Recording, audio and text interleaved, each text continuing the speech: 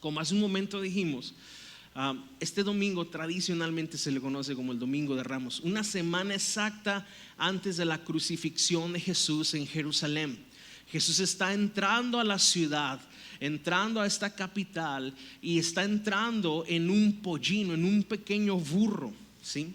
Los judíos estaban esperando al Mesías. Había una profecía de Zacarías donde se habló acerca de la entrada triunfal del Mesías a Jerusalén, pero todos esperaban, como es lo normal, que un rey entrase a una ciudad en un corcel, ¿verdad? O en un caballo, por lo menos.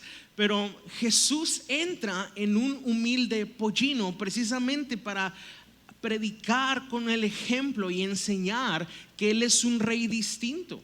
Él es un rey diferente, Él es un rey humilde. Su reino es diferente a los reinos de la tierra. Su reino tiene otras reglas y otros propósitos y otros objetivos que los reinos terrestres. El reino de Jesús es un reino espiritual. El reino de Jesús es un reino de paz. Es un rey humilde.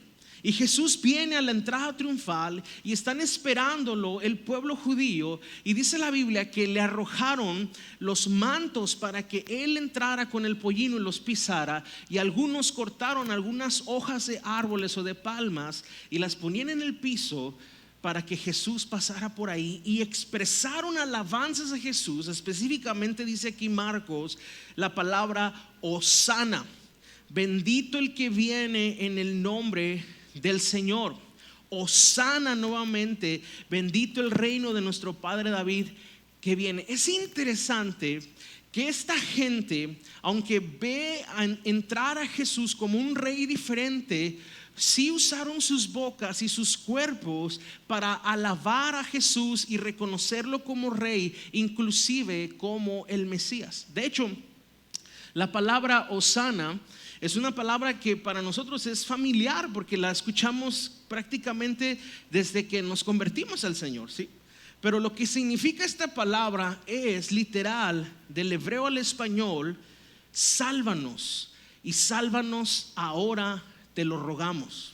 Es una expresión de alabanza, pero al mismo tiempo es una súplica, es un ruego por salvación. Entonces esta gente, al ver a Jesús en el pollino, le estaban gritando: sálvanos, rey, sálvanos ahora, rey. Ahora, aquí viene la aplicación de todo esto. Esta gente que en este Domingo de Ramos estaba gritando y reconociendo a Jesús como un rey salvador, fue la misma gente que una semana después estaba gritando frente a Pilato: crucifíquenlo, que su sangre sea sobre nuestros hijos, mátenlo, preferimos a Barrabás, un ladrón y asesino, lo preferimos a él que a Jesús.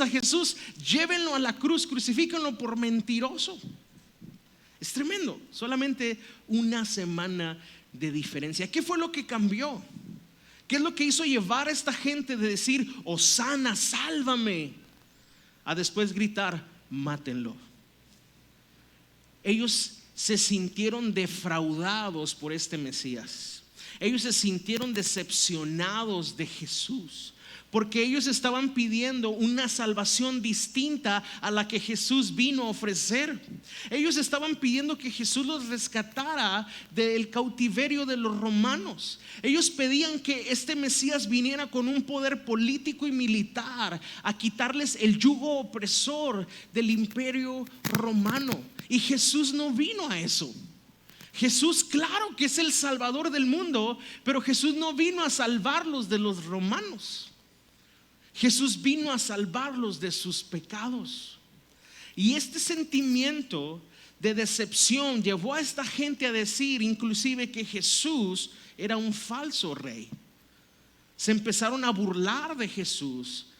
Empezaron a gritarle cosas como: si tú dices que eres el rey, a ver, bájate.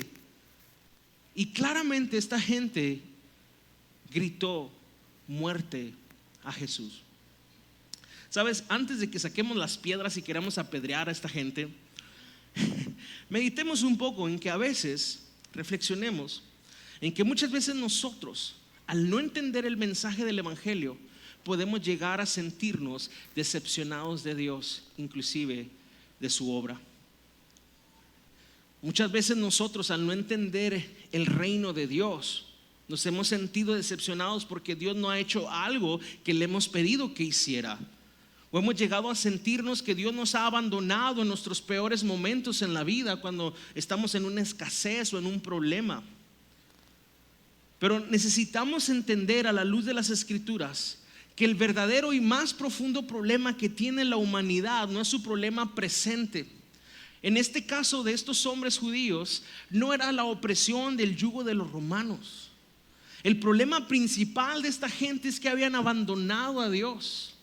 El problema principal de esta gente es que había en su vida una rebelión en contra de Dios y estaban llenos de sus pecados. Y Jesús venía a ellos a salvarles de sus pecados, para transformar sus vidas, pero ellos no pudieron verlo. Muchas veces así estamos, hermanos. A veces vemos a un Dios que solamente es el bombero que apaga los fuegos o problemas de nuestra vida, o al Dios policía que cuando nos metemos en problemas nos defiende. Pero la realidad de las cosas es que lo que Dios desea hacer en la vida del mundo, de las personas, es salvarlos de sus pecados, es transformar sus vidas con el poder del evangelio. Hermanos, la mayoría de los problemas que nosotros tenemos en nuestro matrimonio, en nuestros trabajos, en nuestras relaciones interpersonales, provienen de nuestros propios corazones egoístas. Y el evangelio es lo único que tiene poder para transformar un corazón. Y cuando Dios transforma el corazón, Dios empieza a transformar todo nuestro entorno con su poder. ¿Sabes? Muchas veces, cuando alguien viene a consejería bíblica, nosotros explicamos lo siguiente: nosotros no aconsejamos a personas que no han creído en Jesús aún. Nosotros le predicamos el evangelio a ellos. Porque aún así traigan tantos problemas, o estén a punto de un divorcio, o estén a punto de una situación muy trascendental en sus vidas, lo que ellos necesitan es a Jesús. Obviamente, cuando estamos en medio de un problema tan fuerte, no podemos verlo. Lo que queremos es que rápido se apague mi dolor, rápido esta agonía emocional que siento se vaya. Ayúdenme, que este dolor, que esta angustia me la quiten ya. Porque así somos los seres humanos, obviamente. Pero la realidad es que cuando Jesús viene a tu vida y trae esta salvación y la presencia del Espíritu Santo y la sabiduría de Dios y su presencia en nuestras vidas, entonces verdaderamente hay una transformación, un cambio, y Dios empieza a traer paz en todas las demás áreas de nuestra vida. Esto es lo que los judíos no podían ver, y esto es lo que muchas veces la iglesia de Jesús hoy en el siglo XXI aún no ha entendido. Yo le atribuyo mucho esto, primero, a nuestro corazón egoísta, pero segundo, a que muchos de nosotros hemos escuchado un evangelio diferente, como el falso evangelio de la prosperidad. El falso evangelio de la prosperidad te enseña o dice que Dios murió en la cruz para hacerte rico y que te vaya bien siempre, que vivas la mejor vida aquí y ahora. Y si tú eres un cristiano fiel al Señor, te darás cuenta que ser cristiano no te exime del dolor y del sufrimiento. Al contrario, Dios usa eso como la hormona de crecimiento y un incentivo a la oración, como un ejercicio para nuestra fe, para avanzar y crecer a la estatura del varón perfecto que es Cristo Jesús. Ahora, quiero centrar esta segunda parte del sermón en 5 cosas que nos van a ayudar a entender el evangelio de Jesús. Y te voy a explicar algo. Creo firmemente que aunque nosotros podamos tener años en la iglesia, eso no es sinónimo de haber entendido realmente el evangelio. Creo que nuestra mente y nuestro corazón constantemente tiene que escuchar, creer y practicar el evangelio. Y en la medida que yo escucho, creo y vivo el evangelio, habrá gozo en mi vida, gozo en mi salvación. En otras palabras, ¿sabes por qué a veces un cristiano no experimenta el gozo de su salvación en su vida? Porque olvida el evangelio. el evangelio es el catalizador del gozo. Es lo que produce gozo en ti, porque pudiésemos tener o no tener en la tierra, pero si tú crees en la obra que Jesús ha hecho y el destino que Jesús ha preparado, eso es suficiente para que tengas gozo en tu vida. De otra manera, si no fuese así, vivimos un estilo de vida hacia Dios como si Dios nos debiera algo. A veces hasta en nuestra oración nos acercamos a Dios y cuestionamos a Dios como si Dios nos debiera algo. Pero aquel que ha entendido el evangelio sabe que Dios no le debe nada, al contrario, nosotros somos deudores para siempre. Quiero que me acompañes a Romanos capítulo 3, versículo 19. Vamos a ver 5 cosas ahí, en estos versos, que nos van a ayudar a entender el evangelio. De alguna manera, la palabra de Dios es lámpara a nuestros pies, lumbrera a nuestro camino, quita la ceguera de nuestros ojos, porque es posible que tú y yo aún tengamos la actitud que estos hombres y mujeres en la entrada triunfal tuvieron. Venimos un domingo, alabamos y decimos Hosana, pero si en la semana no nos va tan bien, el próximo domingo ya no levantamos nuestras manos, ya no oramos, o a veces ni siquiera llegamos al domingo, ¿no? Ya para el jueves se nos acabó la gasolina del domingo, y entonces nuestro pensar en Dios es distinto, nuestra adoración a Dios merma. Yo creo que debemos entender que Dios no nos debe nada, que Dios es digno, hermanos, de toda nuestra adoración, que la obra que Jesús ha hecho por nosotros es más que suficiente. Y mi oración para esta iglesia, de hecho está en la visión de la iglesia. Los que han tomado la clase de origen, ahí está plasmado: ser una iglesia que crea en el evangelio, entienda el evangelio, practique el evangelio y modele el evangelio de Jesús. Debemos de ser una iglesia centrada en ese glorioso evangelio de Jesucristo. Voy a leer Romanos 3, versículo 19 al 26. Dice: obviamente la ley se aplica a quienes fue entregada, porque su propósito es evitar que la gente tenga excusas y demostrar que todo el mundo es culpable delante de Dios. Pues nadie llegará jamás a ser justo ante Dios por hacer lo que la ley manda. La ley sencillamente nos muestra lo pecadores que somos. Si a ti te gusta apuntar y hacer notas, apunta esto. El primer punto es, para entender el evangelio, es entender el propósito de la ley. Ahora, ¿qué es la ley? Para aquellos que no tienen este contexto, vamos a ver un poquito de historia bíblica. ¿Recuerdas a Abraham, este hombre del que hablamos el domingo pasado? El padre de los hebreos. Abraham era un hombre pagano que no conocía a Dios, ¿sí? Un día Dios le habla y le dice: Abraham, sal de tu tierra y de tu parentela al lugar que yo te voy a mostrar, porque de ti voy a sacar una gran nación para mí, un pueblo para mí, de tu simiente va a salir. Y entonces Dios saca a Abraham de Ur de los Caldeos, donde Abraham vivía, y lo hace andar por un desierto como un nómada. Y Dios le va mostrando con el tiempo dónde debe de ubicarse. Dios le da un hijo a Abraham llamado Isaac. Este hombre llamado Isaac tiene un hijo también llamado Jacob. ¿Cuántos recuerdan a Jacob? El usurpador. Y a este hombre Jacob, Dios le cambia el nombre y le pone por nombre Israel. Y de ahí vienen los israelitas, los hebreos, los judíos, que es lo mismo. De ahí vienen los judíos, no existían hasta Abraham, ¿sí? De ahí sale el pueblo de los judíos. Bueno, cuando Jacob se convierte en Israel, él también tiene varios hijos. Y uno de esos hijos fue José el soñador. ¿Cuántos recuerdan la historia de José? Y entonces ahí empieza la historia donde ellos están en Egipto y los egipcios los hacen cautivos por más de 400 años.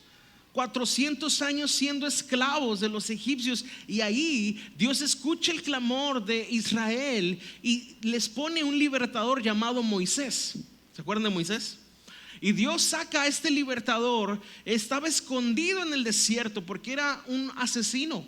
Había matado a un egipcio. Y Dios le habla a Moisés y le dice: Moisés, yo te escogí para que fueras el libertador de mi pueblo. Y Moisés era un hombre tartamudo, era un hombre que andaba huyendo, que se había escondido. Para ese entonces tenía aproximadamente casi 80 años. Entonces él se sentía obsoleto. Pero Dios le muestra con su poder que Dios lo quería usar y Dios lo había escogido para esta gran labor.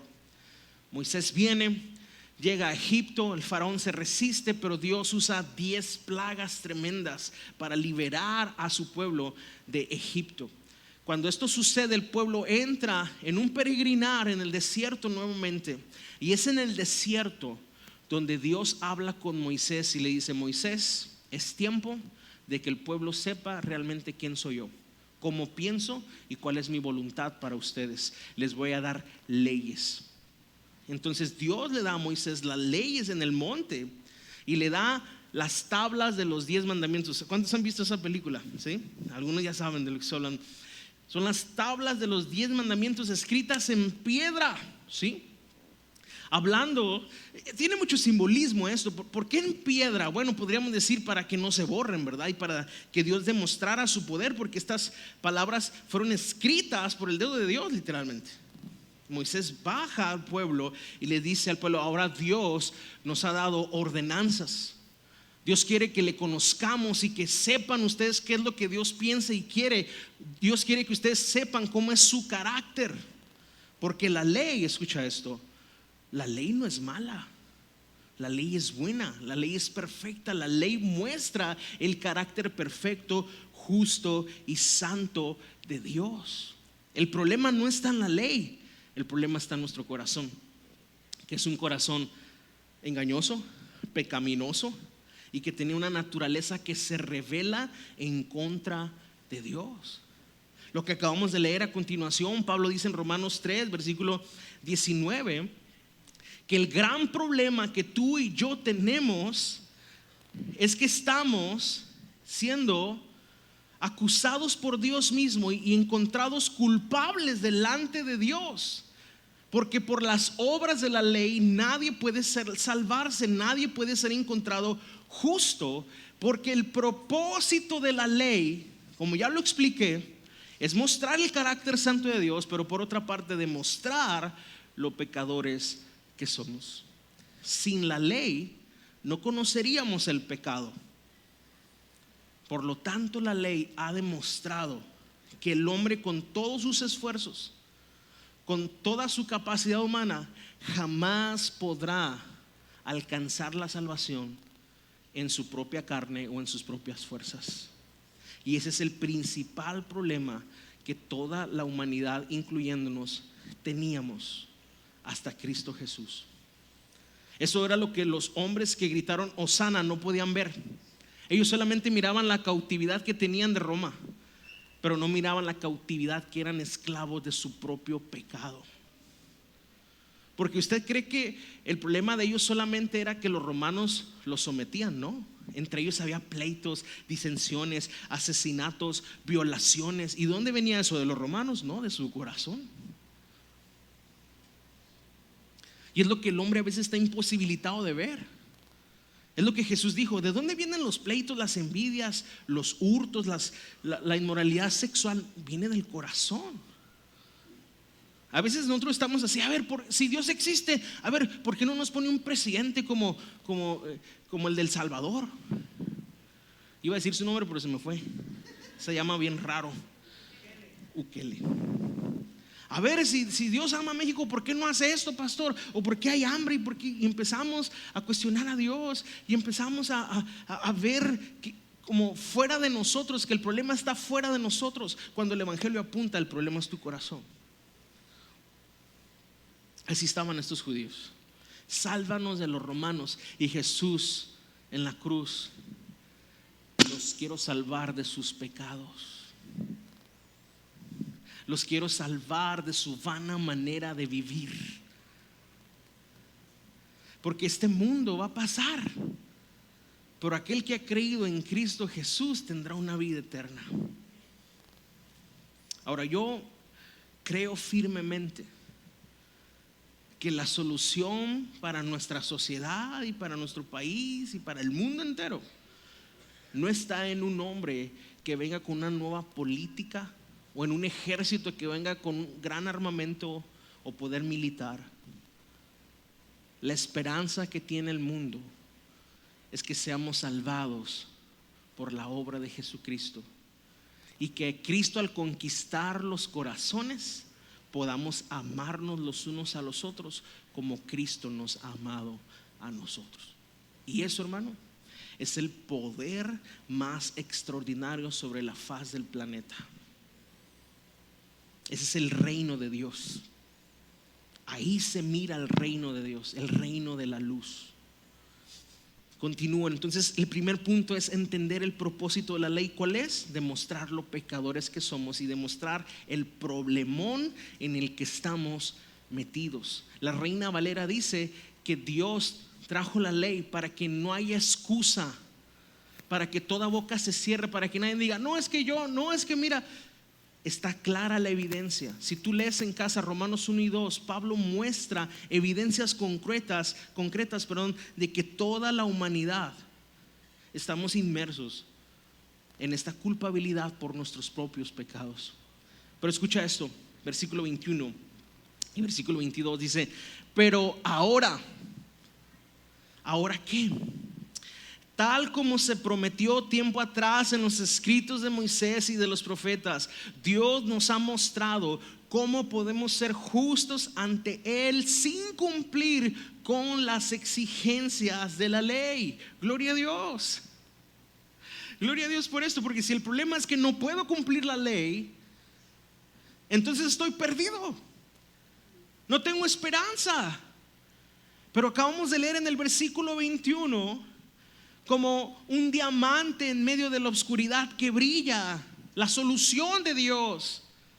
Dios ha ideado un plan aparte, separado de la ley, para que podamos ser salvos, para que podamos ser encontrados justos delante de Dios. Deja explicarte esta palabra de justo.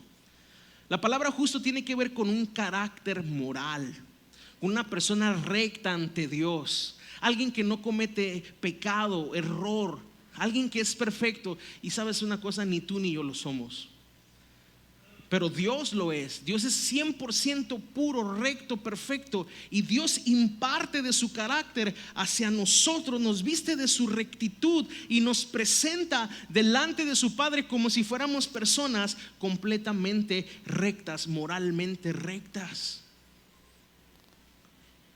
Ahora, fíjate bien, dice aquí claramente en el verso 21 que tiempo atrás esto estaba prometido a través de Moisés y de los profetas.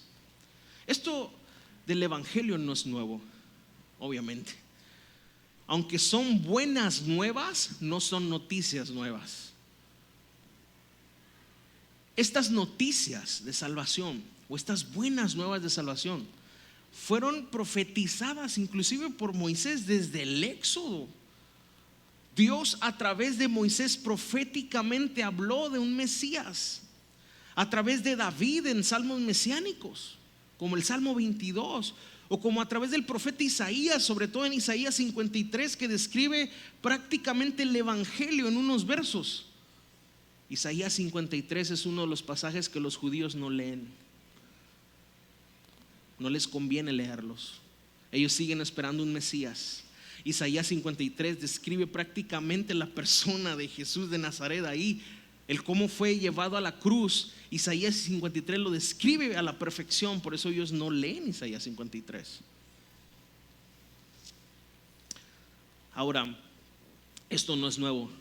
Y como hay una frase del pastor Héctor Hermosillo que me encanta, dice: si alguien te dice que tiene una nueva revelación de Dios, no le creas, porque si es nueva no es bíblico, y si no es bíblico no debes de desearlo, porque si es bíblico por lo menos tiene más de 2000 años. Y es verdad. Así que esto no es nuevo. Esto que estoy predicando y exponiendo no es nada nuevo, al contrario, es el mensaje esencial que predicó Jesucristo. Es el mensaje esencial que predicó la iglesia primitiva y que hoy en día es tan necesario que sigamos predicando el evangelio de Jesús. El segundo punto es que hay justicia en Cristo para todos los que creen. Si tú estás apuntando, el segundo punto es que hay justicia en Cristo para todos los que creen, recordándote que justicia o justo es aquella calidad moral de una persona. No la tenemos de una forma natural, la recibimos de parte de Dios para todo el que cree. Fíjate lo que dice el versículo 22. Dios nos hace justos a sus ojos cuando ponemos nuestra fe en Jesucristo, y eso es verdad para todo el que cree, sea quien fuere. El evangelio es para todos. No importa tu estatus social, no importa tu cuenta bancaria, no importa tu color de piel, tu raza. El evangelio es para todos. Todos estamos extraviados y perdidos como ovejas. No hay ninguno que agrade a Dios, y nadie se puede salvar por sus propios intentos de salvarse.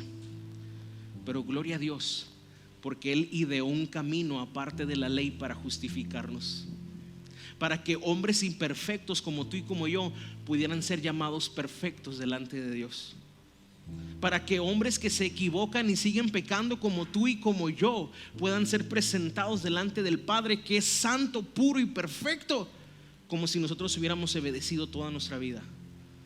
Por eso el evangelio es escandaloso,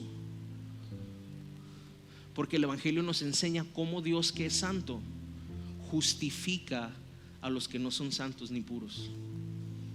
Él te imparte de su justicia, Él te viste de su justicia, para que puedas estar delante de Dios el Padre en paz.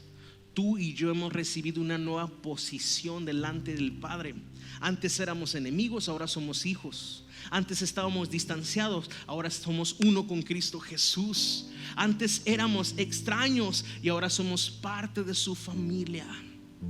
Todo por medio de la fe. No es por obras, para que nadie se jacte y diga: oh, es que yo sé mucho de la Biblia, o es que yo ayudo mucho a los pobres, o es que yo tengo muchos talentos y dones. Como no había de recibir la salvación.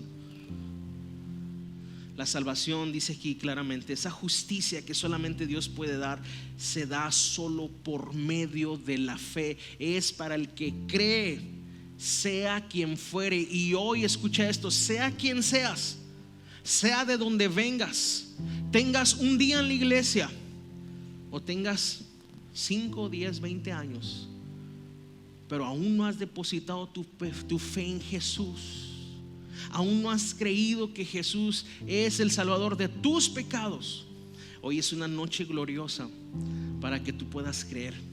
Sea quien seas, hayas hecho lo que hayas hecho, esta justicia que Dios imparte al que cree es para cualquier pecador como tú y como yo. No hay obscuridad tan densa donde Jesús no pueda sacarte. No hay hoyo tan profundo donde Jesús no pueda librarte y sacarte, si tan solo crees. ¿Y qué significa eso de creer? Primeramente es reconocer que tenemos un gran problema sin Jesús.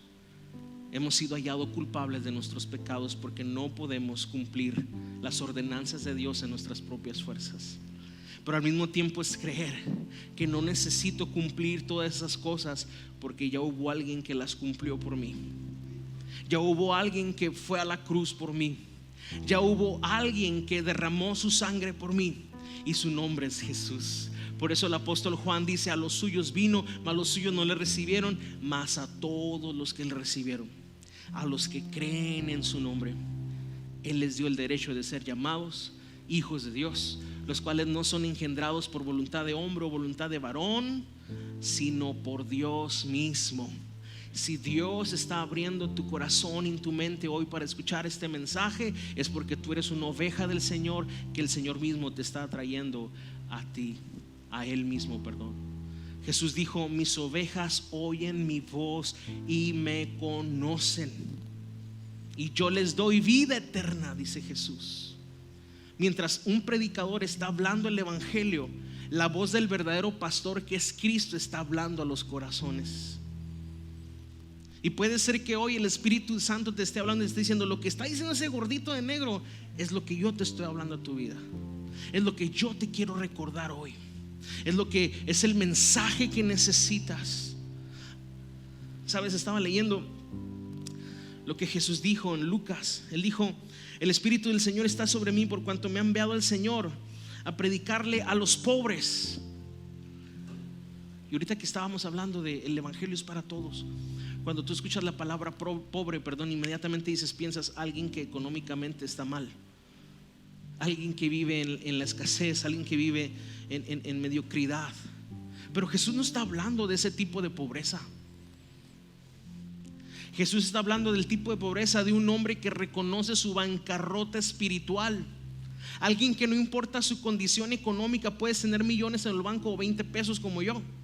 No importa tu condición económica, si reconoces que sin Jesús no tienes nada, que aunque puedas tener mucho dinero o poco dinero, tu corazón no cambia por eso, está quebrado, no tiene paz, no tiene gozo, no tiene tranquilidad.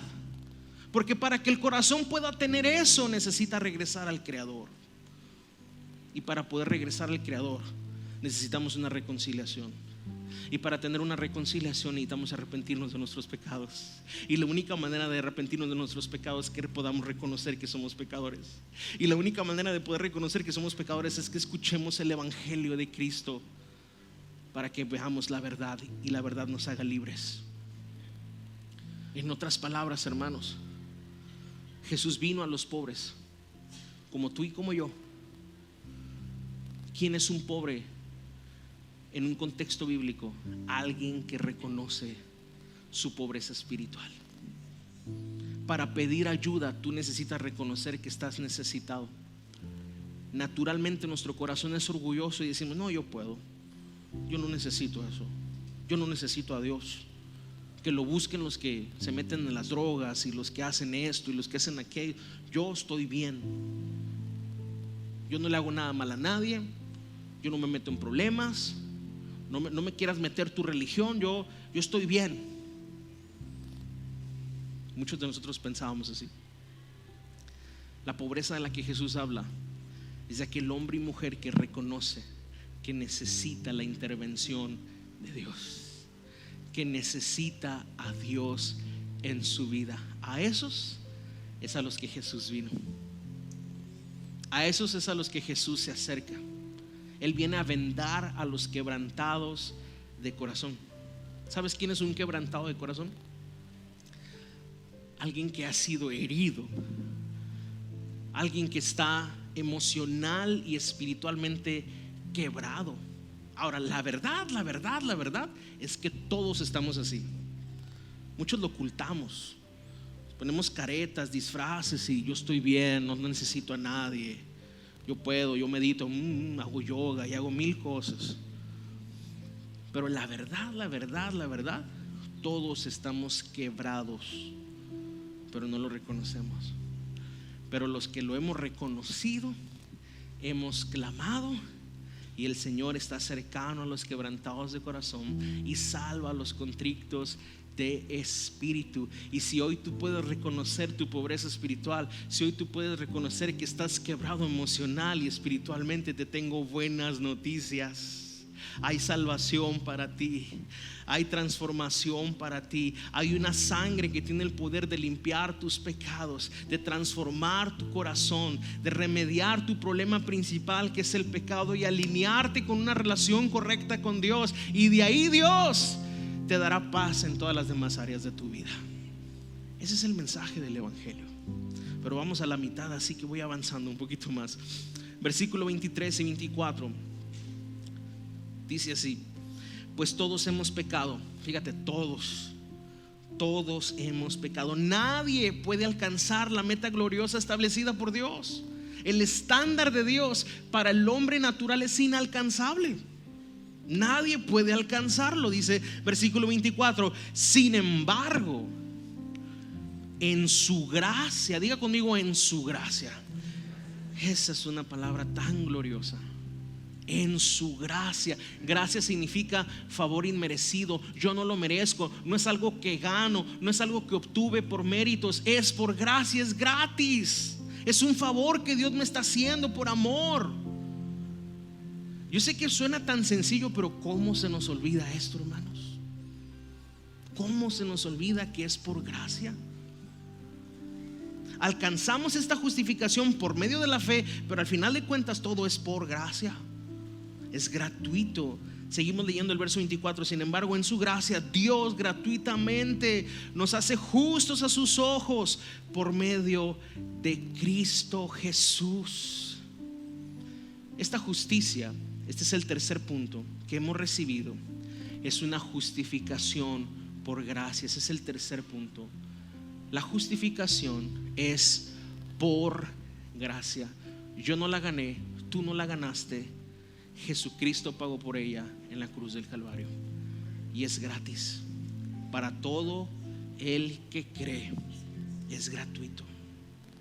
A veces es la iglesia a la que le queremos cobrar a la gente la salvación. No, usted tiene que hacer esto, tiene que hacer otro y demostrar esto para ver si es salvo. Yo no soy dueño de la salvación. Jesucristo es el autor de nuestra salvación. Decía Charles Spurgeon: el Señor siempre está presto a perdonar. La iglesia es la que a veces es muy rencorosa. Y es cierto. Por eso necesitamos recordarnos a nosotros mismos: este es el evangelio de la gracia. Ahora, aunque es gratis para nosotros, no significa que no tuvo un precio alto. Costó la sangre de Jesús derramada en la cruz. Ahí mismo en el versículo 24 dice: quien nos liberó del castigo de nuestros pecados.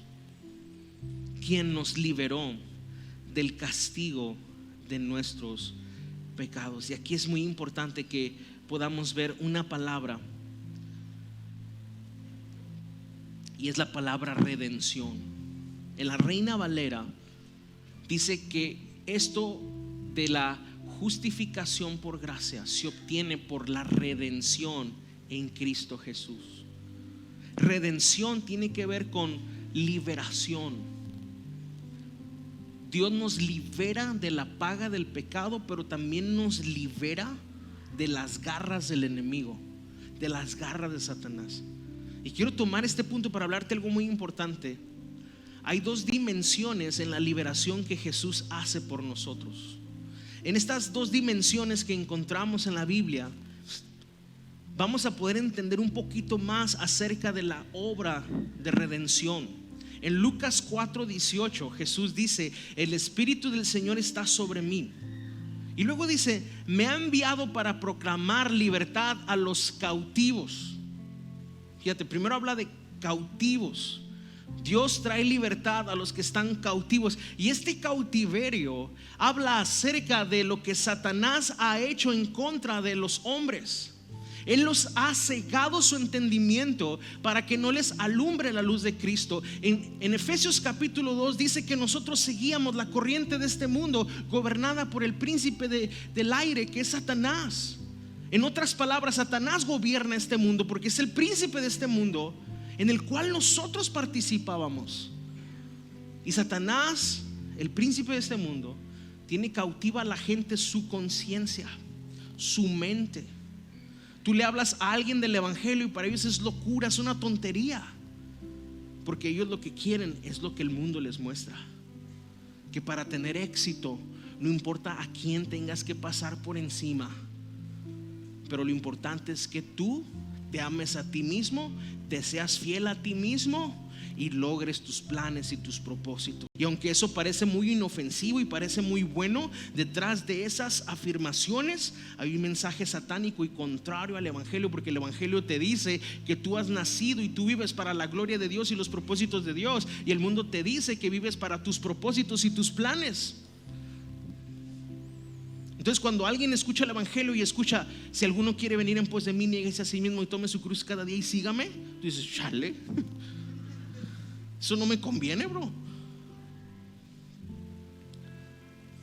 Y es la manera en la que Satanás tiene gobernado este mundo. A veces pensamos que lo vamos a ver con cuernos y trinchete y cola, pero está metido ahí en el humanismo, guiando a la gente. Tantos divorcios, tantas familias destruidas porque la gente está buscando sus cosas, ser feliz ellos. Y Satanás así, miren.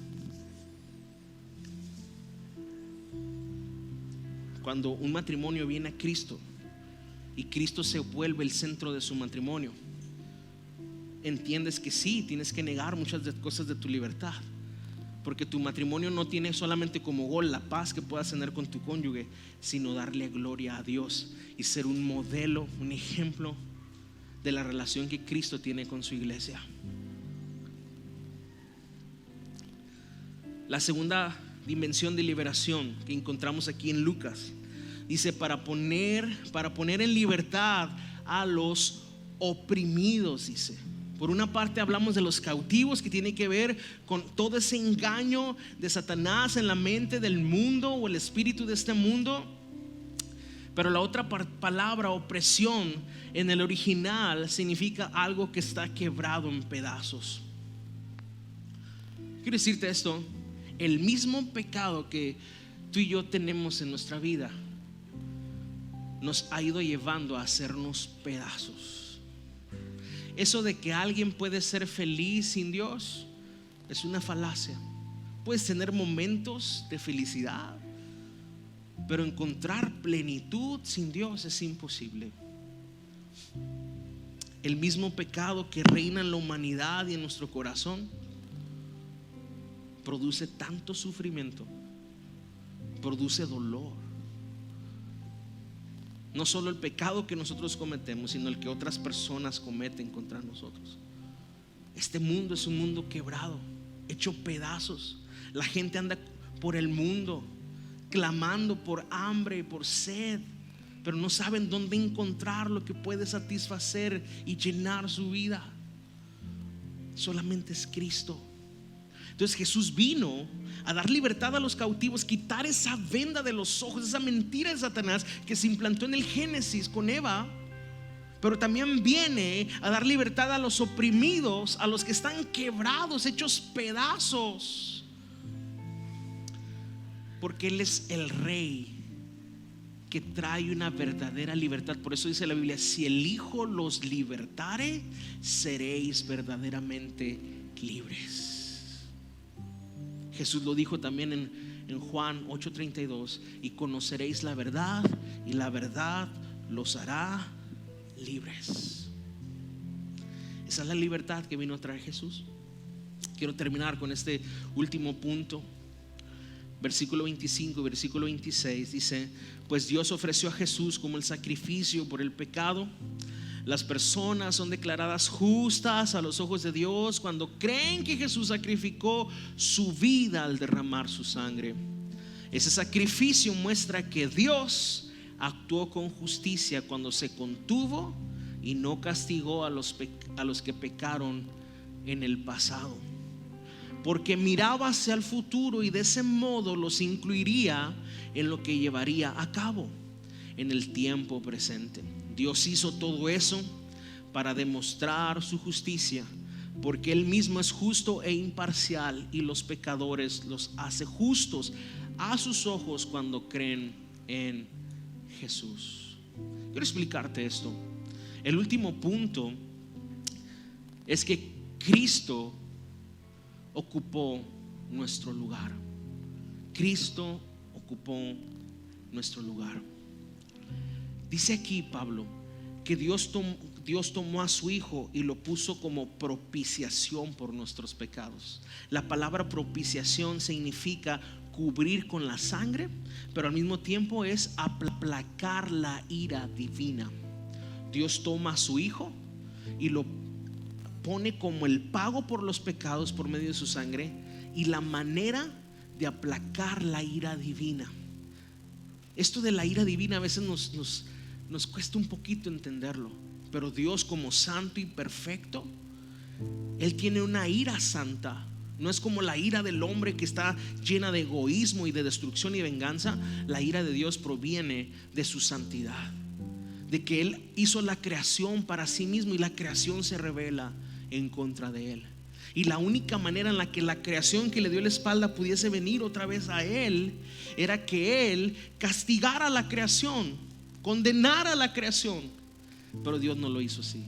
Dios nos amó tanto que tomó a su Hijo y descargó sobre su Hijo todo el castigo de nuestra paz. Hubo una transacción.